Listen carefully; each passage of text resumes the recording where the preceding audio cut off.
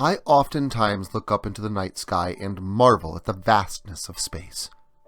Many stars in the canvas above, each of them a sun for its own system of planets.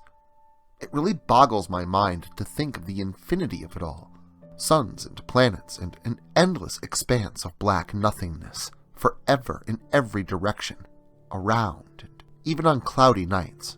I'll look up into the sky at the stars peeking between openings in the thick gray blanket in the heavens, the moon shining through, hidden behind a veil of the fog. It's always been a comforting sight to me, until one night that made me refuse to step foot outside after dark ever again.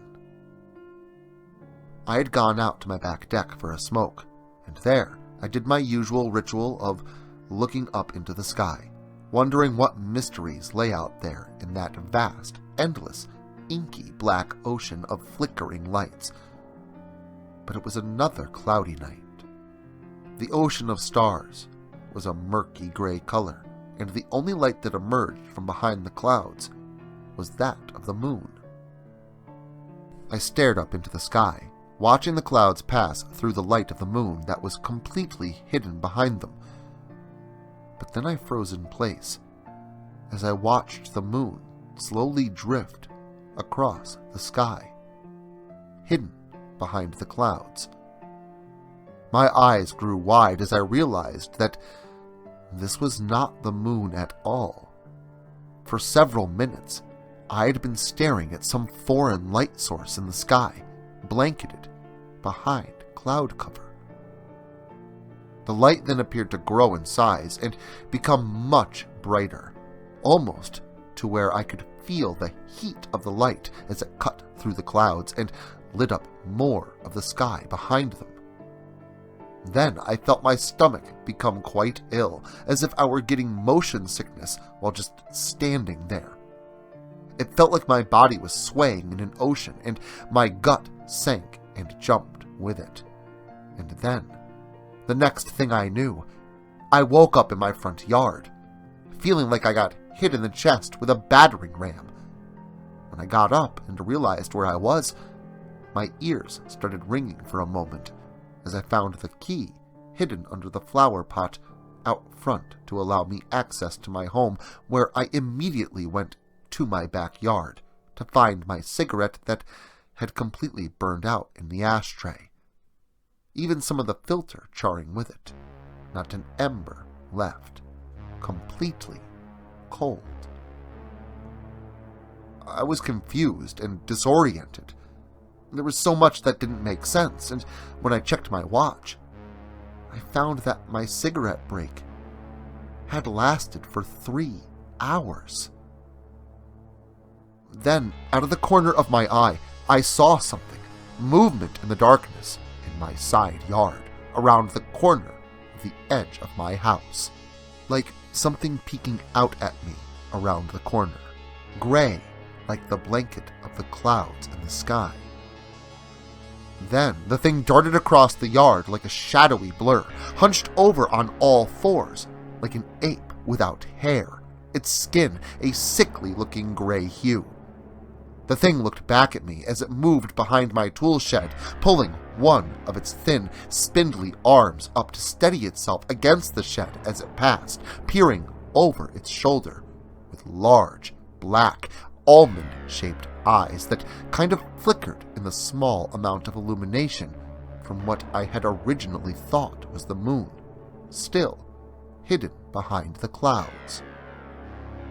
Then there was a quick flash of light, my tool shed shielding my eyes from the brightness of its illumination, and without warning, the moon-like object behind the clouds shot across the sky, shining down into the clouds beneath it, illuminating their every shape and feature as it passed overhead, and disappeared into the distance, shooting off into a tiny dot in the sky before there was an empty blackness once again. I was freaking out. I had no idea what happened to me, and I had a sinking fear of what I had seen. And inside, I knew that something was amiss, and my body wouldn't let my mind forget it anytime soon. I felt like that thing picked me up and just dropped me out of the sky. It hurt like hell, most of the muscles in my body just aching day in and day out for about a week. On top of that, my skin burned and itched as it began to form some kind of rash that was almost like I had overheated, and my skin started breaking out in hives. My throat eventually became dry, and my tongue kind of swelled up in my mouth as if I were having an allergic reaction to something. I went to the doctor, but they couldn't find anything medically wrong with me, just prescribing me a cream for the rash and some over-the-counter pain meds for the soreness and swelling. He told me stress can cause all kinds of ailments and to relax as much as possible for the next few days. I neglected to tell him the source of my medical concerns, lest I be viewed as a crazy person.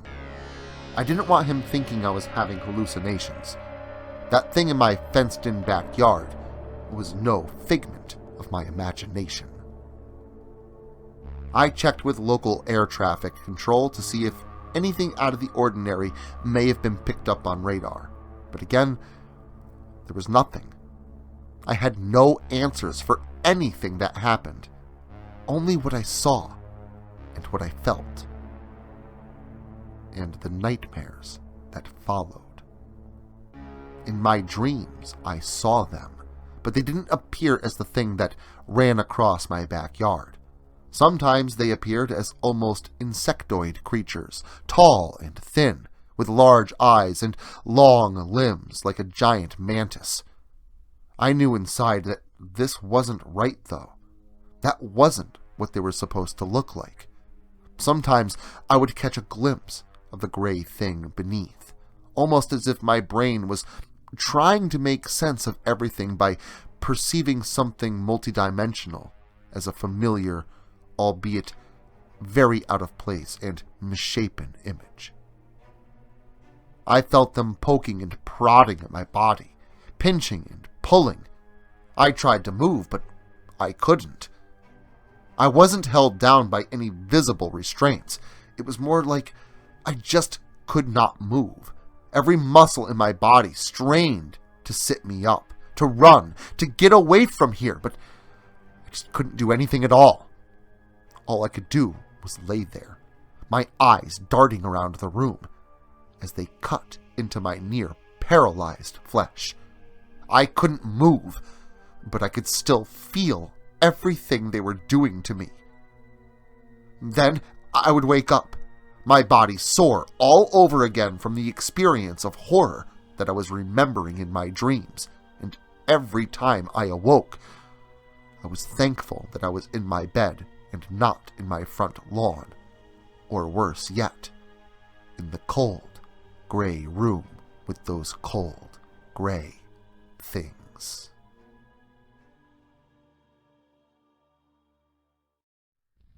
Social media can be very unpredictable, especially regarding horror content. If this content gets removed, all new content will be simultaneously presented on various websites provided in the description to this video. Make sure to follow me in other digital spaces so that you never miss out on the terror. Also, if you like this video, make sure to leave a comment and hit the like button. It helps the channel a lot. If you're new to the channel and you enjoy what's here, consider hitting that subscribe button and the notification bell so that you never miss an upload. Writing is a dream of mine, and it's all of you that make that dream come true.